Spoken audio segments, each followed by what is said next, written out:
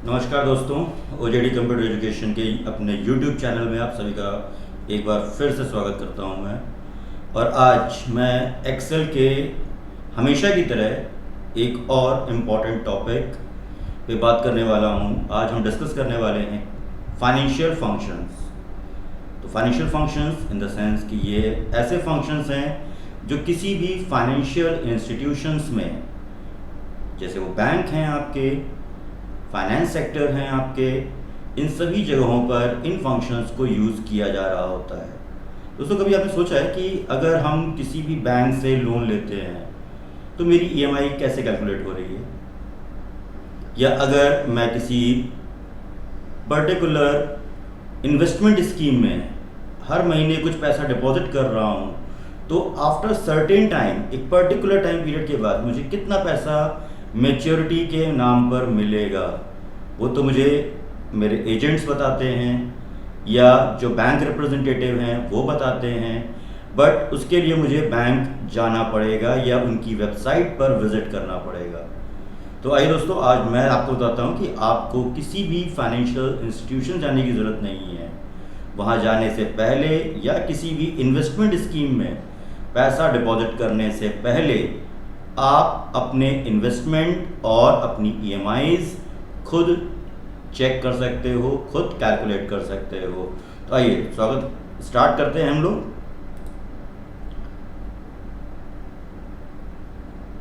तो ये हैं हमारे आज के हॉट टॉपिक्स। किसी भी और इंस्टीट्यूशन में अगर आप जा रहे हो तो वहाँ पे इन फंक्शंस को सिर्फ नाम दे दिया गया है, बट इनके ऊपर कोई भी डिस्कशन नहीं कि हाँ आपने पीएमटी या एफए या कोई भी फंक्शन है फाइनेंशियल आप चला रहे हो। बट ये इंस्टीट्यूट में हमारा मकसद है कि आप अच्छा सीखें और स्किल्ड बने। चलिए तो शुरू करते हैं। यहाँ पे मैंने हमेशा की तरह एक बार फिर शीट बना रखी है और आज मैं बात करने वाला हूँ आप लोगों से फाइनेंशियल फंक्शंस की, जिसमें से पहला फंक्शन होगा पीएमटी। पीएमटी फंक्शन हमारा होता है ईएमआई कैलकुलेट करने के लिए।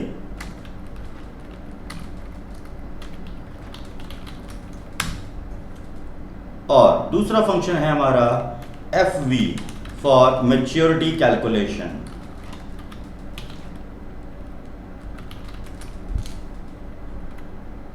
तो इन फंक्शंस में क्या क्या चीज़ें या किस तरीके का डाटा हमें मिलेगा, तो उसके लिए मैंने एक सैम्पल यहाँ पे पहले से तैयार कर रखा है। ये मेरे पास मैंने एक सिंपल सी टेबल बना रखी है पीएमटी कैलकुलेट करने के लिए, जो कि ईएमआई कैलकुलेशन के लिए होती है।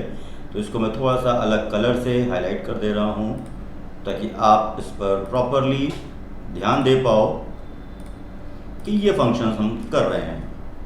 तो यहाँ पर आप जैसे देख रहे हो कि मैंने कुछ अमाउंट्स को मेंशन किया हुआ है, रेट ऑफ इंटरेस्ट मैंने मेंशन किया हुआ है, टाइम ड्यूरेशन है, और हमें ईएमआई कैलकुलेट करनी। तो मैं इस ईएमआई को हटा दे रहा हूँ यहाँ से और एक बार दोबारा आपके लिए करता हूँ कि कैसे ये आंसर आपको अभी थोड़ी देर पहले दिखाई दे रहे थे।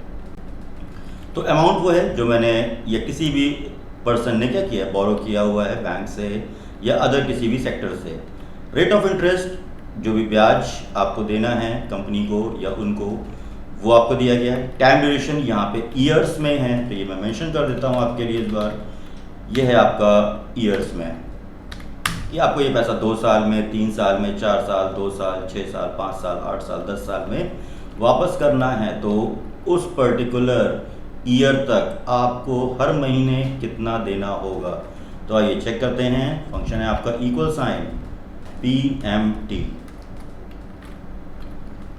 अब मेरी बात को बहुत ध्यान सुनिएगा कि आपको क्या क्या चीज़ें सेलेक्ट करनी है। Equal sign PMT। तो दोस्तों, सबसे पहले आपको सेलेक्ट क्या करना है, रेट ऑफ इंटरेस्ट। और रेट ऑफ इंटरेस्ट आप कहीं पे भी जाएंगे तो क्या होगा, ईयरली चार्ज होता है, बट ईएमआई तो हम लोग हर महीने दे रहे हैं और हर महीने की ईएमआई में ब्याज एड ऑन रहता है। तो इसको हम लोग करते हैं divide by 12, comma time duration in year.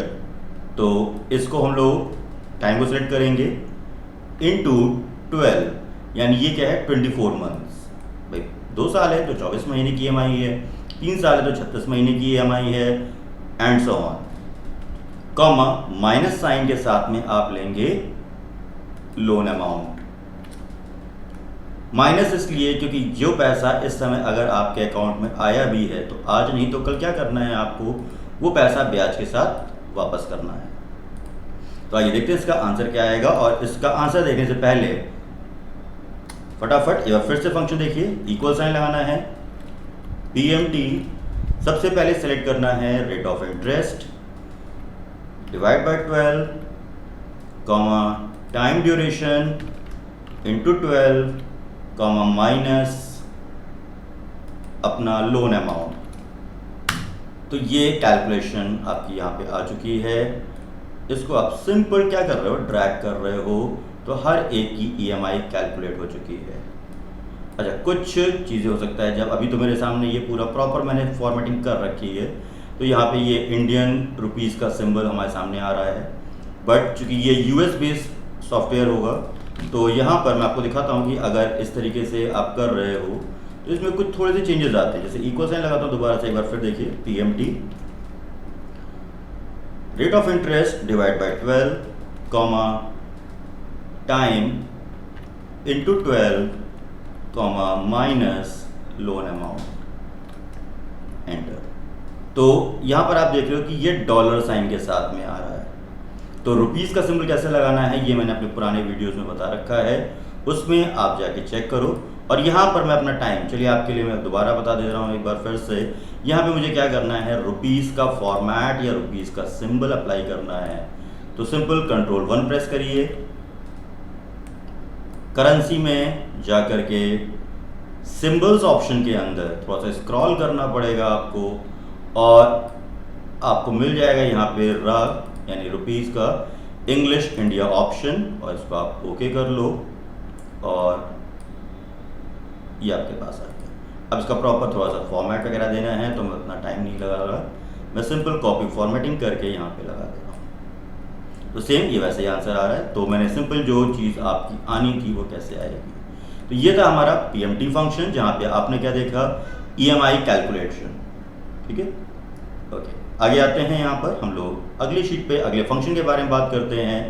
FV future value function है आपका, जहाँ पर हमें क्या चाहिए, मैच्योरिटी चाहिए।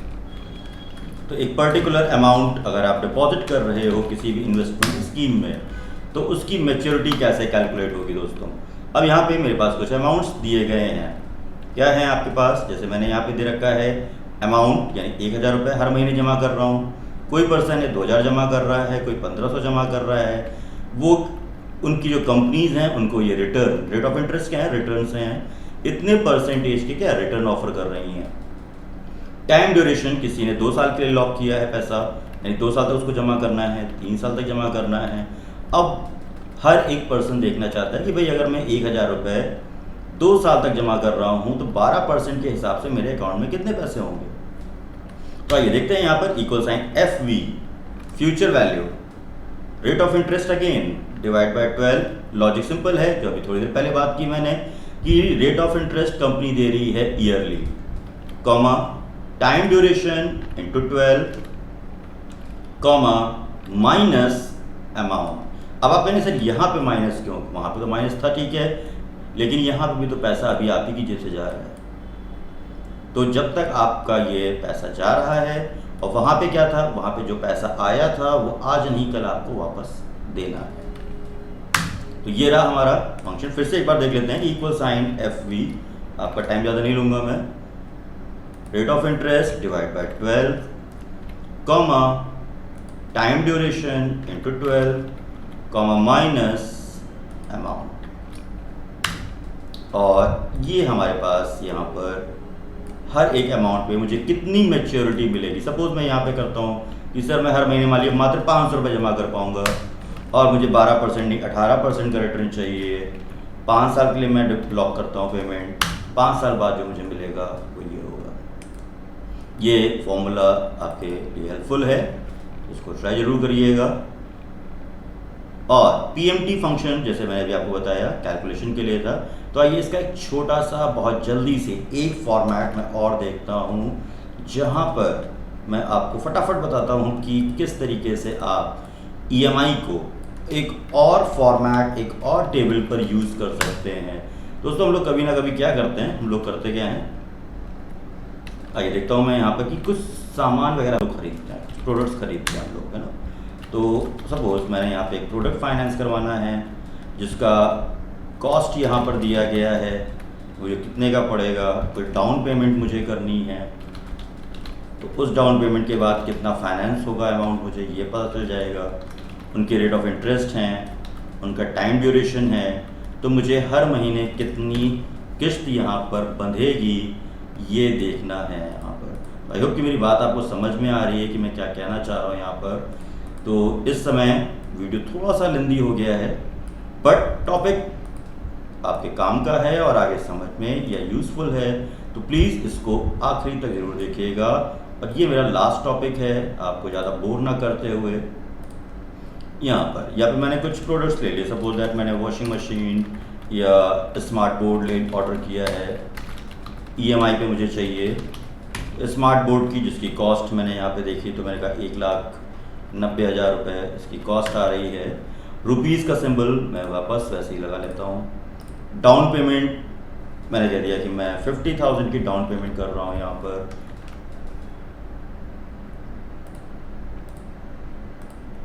तो फाइनेंस कितना करवाना पड़ेगा, तो मैंने कहा ठीक है, कॉस्ट में से मैं डाउन पेमेंट माइनस कर ले रहा हूँ, तो मुझे यहाँ पर 1,40,000 रुपये फाइनेंस करवाना है।